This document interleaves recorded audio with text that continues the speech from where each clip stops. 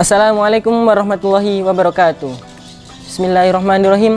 Alhamdulillahirabbil alamin wassalatu wassalamu ala asyrofil anbiya'i wal mursalin wa ala alihi wa sahbihi ajmain, amma ba'du. Pada kesempatan kali ini, marilah kita mengucap puji dan syukur kita kehadirat Allah Subhanahu wa taala yang telah memberikan kita kesehatan, kenikmatan, keimanan sehingga kita masih berada di dinul Islam. Tak lupa kepada salawat serta salam kepada Nabi Muhammad SAW sebagai suri tauladan kita.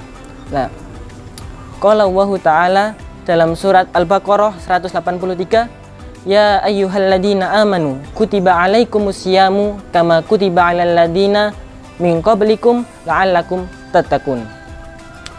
Dalam ayat ini Allah menjelaskan bahwa kita itu wajib untuk berpuasa atau disyariatkannya berpuasa. Namun, apakah kita pernah berpikir bahwa mengapa sih Allah ini kok menyuruh kita untuk berpuasa? Apa yang ingin Allah berikan ketika hambanya berpuasa? Ternyata Allah ini memiliki janji-janji yang sangat banyak kepada hambanya yang ingin berpuasa. Dalam sebuah hadis, Rasulullah berkata, Al-jannatu samaniyatu abwab fiha babun yusamma ar-royan la yadkhuluhu illa sha'imun. Nah, pertama, istimewanya orang puasa adalah dia mendapatkan VIP dalam surga, yaitu ketika dia masuk, dia lewat jalur khusus yaitu ar-royan. Nah, otomatis bahwa balasan bagi orang yang berpuasa tidak lain dan tidak bukan adalah surga. Itu adalah jaminan dari Allah Subhanahu wa taala. Kemudian dalam sebuah hadis Rasulullah berkata bahwa setiap amal kebaikan yang dilakukan oleh Bani Adam atau manusia akan dilipatkan oleh Allah 10 kali lipat kebaikan hingga 700 kali kebaikan kecuali amal puasa. Kata Allah, aku yang akan mengganjarnya sendiri karena dia hambaku telah meninggalkan makannya, minumnya, dan syahwatnya. Dan kebahagiaan bagi orang yang berpuasa adalah dua, yaitu ketika berbuka puasa, dan yang kedua adalah ketika berhadapan dengan Allah dan menerima amal balasan dari Allah. Nah, dari hadis itu kita berpikir bahwa oh, ternyata puasa ini derajatnya sangat tinggi di mata Allah gitu.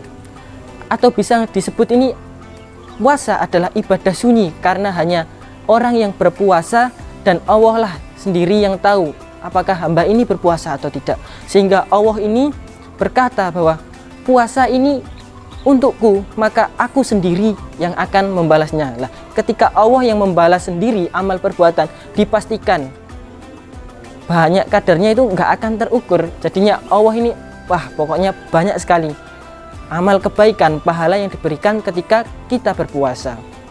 Selain itu, yang paling terpenting yaitu Allah sendirilah ini yang memberikan, jadinya sebuah kehormatan bagi hambanya ketika nanti di akhirat adalah bertemu dengan Tuhannya. Nah, itu adalah salah satu nikmat terbesar jadi umat muslim yang diberikan oleh Allah kepada hambanya yang berpuasa. Kemudian dari janji-janji Allah itu ternyata puasa sendiri itu juga mengandung hikmah gitu, atau mengandung hal-hal yang sangat Allah muliakan gitu. Al-misal gini, ketika berpuasa kita mungkin mulut kita bau gitu karena nggak ada masukan yang masuk sehingga produksi air liur yang ada di mulut kita ini berkurang atau kering, sehingga bakteri ini tumbuh karena air liurnya ini sebagai penghambat bakteri ini nggak ada gitu.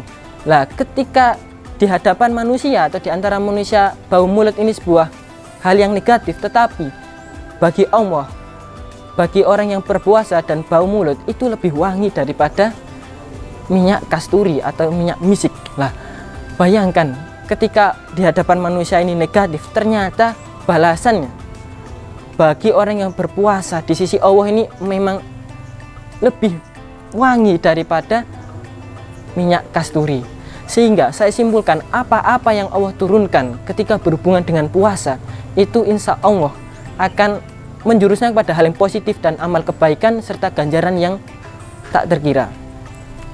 Selain itu, saya memahami bahwa tanpa itu pun puasa ketika diturunkan, tanpa balasan amal itu pun, ternyata puasa ini sudah mengandung banyak sekali manfaat bagi hambanya.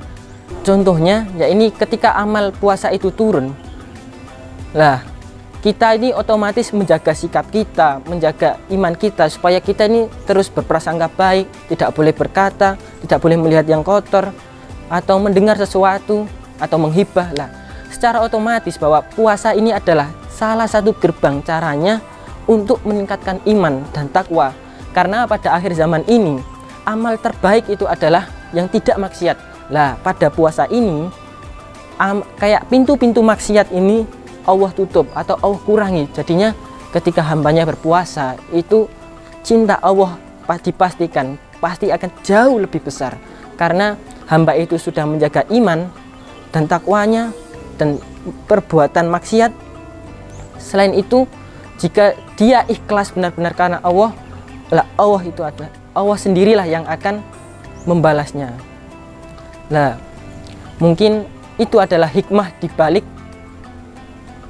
puasa. Kenapa kita harus puasa gitu? Kalau kita masih bertanya-tanya kenapa kita puasa itu, lah ternyata Allah sendirilah itu yang akan membalasnya. Jadinya derajat puasa di sisi Allah adalah sangat tinggi. Mungkin sekian yang dapat saya sampaikan. Nun wal qalami wa ma yasturun. Wassalamualaikum warahmatullahi wabarakatuh.